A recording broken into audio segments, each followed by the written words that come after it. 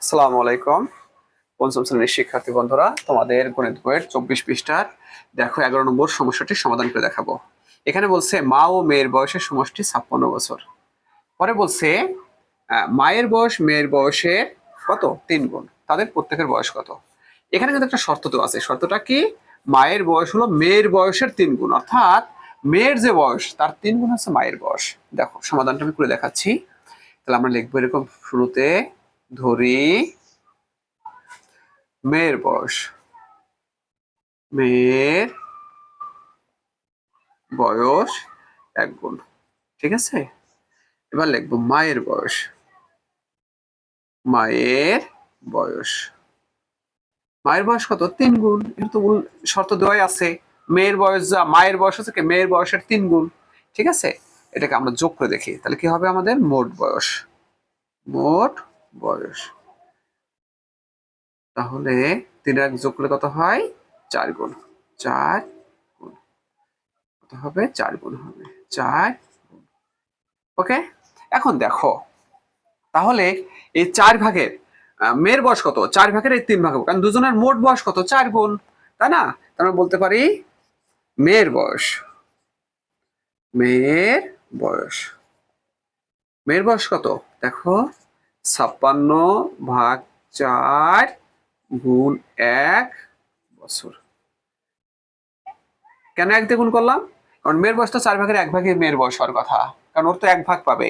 কারণ দুজন মিলে দুজনের বয়সের যোগফল তো তোমার 4 গুণ, তাহলে 4 ভাগের 1 ভাগ হলো মেয়ের বয়স, আর মার বয়স হলো 4 ভাগের 3 ভাগ, ঠিক আছে। তাহলে কত হয় দেখি আমরা, ভাগ হলে কত হয় 14, 14 গুণ 1 বছর সমান 14 বছর, ঠিক আছে। এটা হলো মেয়ের বয়স। তাহলে মার বয়স কত দেখো, মায়ের বয়স, তাহলে মেয়ের বয়স যা তার 3 গুণ হচ্ছে মার বয়স।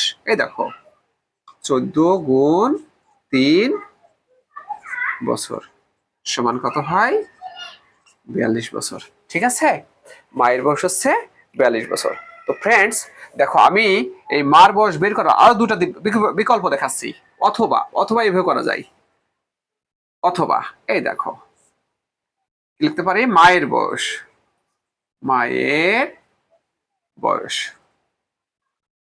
মায়ের বয়স কত হবে, এই যে 56 দেখো 56/4 গুণ 3 বছর। কারণ কি 4 ভাগের 3 ভাগ বয়স, এই যে 4 ভাগের 3 ভাগ হলো মায়ের বয়স, ঠিক আছে। তাহলে কত হয় 14 গুণন 3 বছর সমান 42 বছর। অথবা এইভাবে করতে পারো, আরেকটা অথবা দেখাচ্ছি, লিখবো আমরা মায়ের বয়স কত হবে আমাদের, দেখো দুজনের মোট বয়স কত ছিল 56, এই দেখো 56 বিয়োগ এই 56 থেকে আমরা মেয়ের বয়স বাদ দিয়ে দিলাম, হ্যাঁ 14। তাহলে দুজনের বয়স থেকে যখন মেয়ের বয়স বাদ দেবো তখন কি হবে মার বয়স চলে আসবে, ঠিক আছে। তোমার যেটা স্বাধীনতা সেভাবে তুমি করতে পারো। তাহলে কত হয় এই দেখো 42 বছর। তাহলে তুমি যে কোনো একটা নিয়মেই করতে পারবে। তো ফ্রেন্ডস তোমাদেরকে অসংখ্য ধন্যবাদ এই ক্লাসে অংশগ্রহণ করার জন্য। খোদা হাফেজ।